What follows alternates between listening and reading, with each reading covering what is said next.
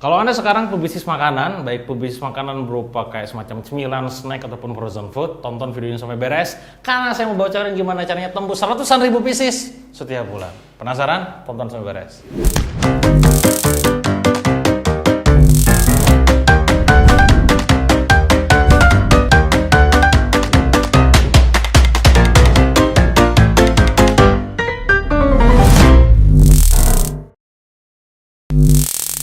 Kawan-kawan semua, jadi banyak yang nanya, Kang, gimana caranya Kang Dewa menjual sebuah produk frozen food ya bisa nyampe di angka puluhan ribu pieces.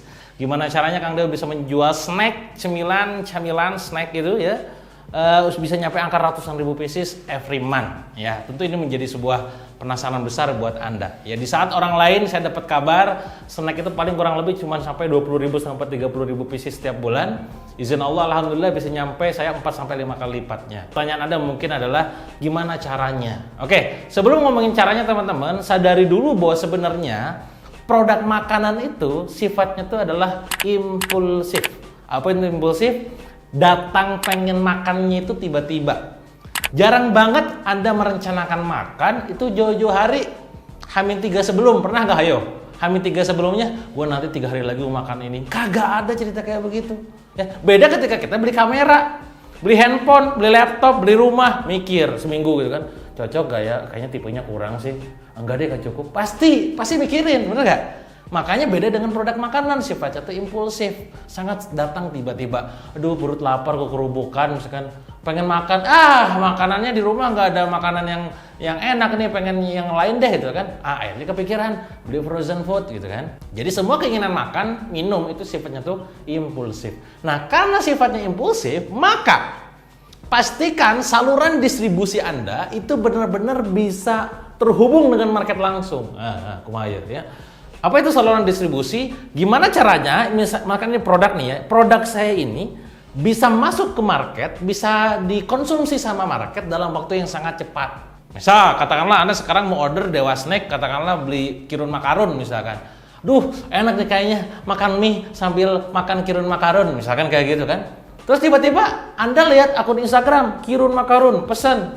Terus pas pesan, Mbak kirim ya ke Bandung sekian. Aduh Mbak, mohon maaf stok saya gak ada. Aduh, makannya gue pengen sekarang, lu nunggu 3 hari. Disuruh nunggu 3 hari gitu kan. Kan gak bisa. Keburu hilang nafsu makannya gitu. Maka sekali lagi, yang nomor 1 yang harus Anda pastikan adalah saluran distribusinya benar-benar dekat dengan market. Apa itu saluran distribusi? Tentang bagaimana Anda bisa memastikan produknya nyampe ke market dalam waktu yang sangat cepat. Kalau Anda misalkan orang Surabaya katakanlah, terus tiba-tiba lihat akun gitu ya di Instagram, orang Depok ternyata, saya mau beli makanan ini, ya nanti 3 hari lagi nyampe atau 2 hari lagi nyampe. Kelamaan Pak, gue pengen makannya sekarang. Paham? Jadi pastikan saluran distribusinya dekat dengan kota si buyer, si market. Maka sangat-sangat wajar.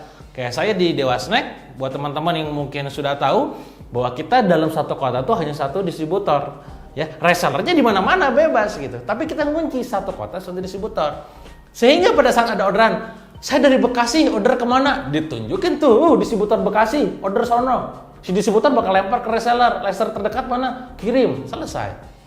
Paham? Itu yang dimaksud dengan saluran distribusi. Yang kedua adalah ketersediaan stok. Ya, jangan sampai iya sih benar, ya benar ada atau dekat ya di Cicahem, misalkan kalau saya tinggal di Bandung di Jati Handap gitu ya, oh Cicahem gitu kan ada X Cicahem, X itu karena nama brandnya. Tapi pada saat saya mesen, maaf mas, stoknya itu kagak ada. Aduh, hello, gua ini pengen makan hari ini juga, pengen malam, pengen buat ngemil gitu kan. Hanya gara-gara ketersediaan stoknya nggak ada, gua kecewa. Ingat, yang namanya branding itu bakal ngaruh ke semua hal. Ikatan emosional kita sama dia. Artinya apa? Pada saat, ya kagak ada stoknya, bisa jadi gak jadi beli. Hati-hati. Maka elemen yang kedua yang harus Anda perhatikan pada saat Anda pengen jualan online-nya tuh laris manis adalah ketersediaan stok di tempat yang dekat tadi, di saluran distribusinya.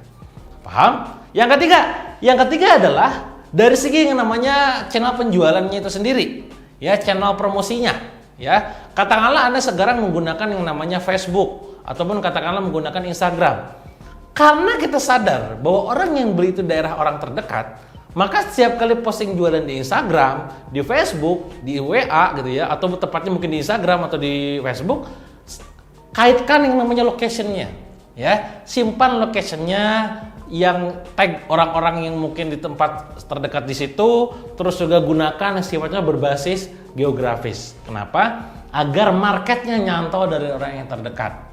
Paham teman-teman semua ya? Jadi poinnya adalah pada saat pemilihan saluran distribusi, ya, pada saat berpromosi, maka pastikan kota tersebut bisa benar-benar Anda jamah gitu kan, Anda rekrut ataupun Anda tawarkan ke mereka, ya. Kang, kalau misalkan saya nyari reseller ataupun distributor di kota yang kosong distributornya gimana? Nah, itu bisa gunakan yang namanya Facebook Ads. Kayak saya nih gitu kan, padahal saya menarget orang-orang yang gimana caranya supaya orang-orang itu bisa join di Kirun Makarun sebagai distributor. Maka saya akan pakai iklan di Facebook Ads gitu ya. Saya akan minta tim saya untuk bantu support iklannya, dihajar. Kota mana aja yang kosong saya cek. Oh, kota Kediri, kota Denpasar, terus juga kota misalkan Makassar. Ya ditarget itu. Dan ngomong bahwa satu kota, satu distributor. Ketika dia tertarik, maka ada servis dan Anda berikan sebuah edukasi buat mentoring dan mereka jadi jago jualan. Itu 3 poin yang harus Anda perhatikan jika Anda ingin menjual makanan secara online secara laris manis. Dan pesan terakhir dari saya, hati-hati dengan yang terlalu laris. Ya, maksudnya apa? Katakanlah demand dari market itu nyampe 100.000 pieces. Tapi ternyata stok Anda hanya mampu menyediakan 30.000 pieces. Atau mungkin 100.000 pieces bisa, cuman nunggu waktu 3 bulan. Cuman komplainnya jadi tinggi, ya, komplain rate-nya, konversinya tinggi. Jadi ketika Anda pengen meng-scale up jualan makanan Anda secara online, pastikan secara operasional, secara kapasitas produksi, secara gudang, secara pengiriman, CS semuanya sudah benar, supaya tidak jadi komplain, banjir komplain, tsunami komplain. Paham teman-teman semua?